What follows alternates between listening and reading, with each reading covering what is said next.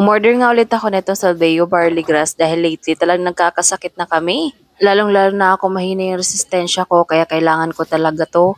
User na talaga ako ng Salveo Barley Grass pero ngayon na lang ulit ako umorder.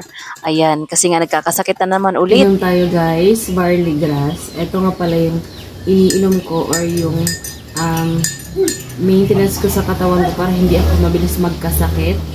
Napakadami kasi ng benefits nito kaya bumili ako kahit may kamahalan talaga siya. Investment ba kumbaga sa katawan natin dahil kailangan rin talaga natin ng alam niyo maintenance sa katawan dahil hindi na tayo pabata. Wala naman yung tiyan nyo, like yung bago kayo matulog at yung kagigising nyo pa lang, yung walang naman yung tiyan nyo para ma-absorb talaga ng katawan natin, yung iinom natin. Pero mag-ingat nga rin pala kayo sa pagbili nito sa Salveo Barley Grass guys dahil merong nagbebenta rin ito ng fake. Dapat umorder lang kayo sa mga legit distributor. Kaya sa mga gusto nito, ilalagay ko dyan sa section down below kung saan ko siya nabili ng legit 100% organic at walang overdose.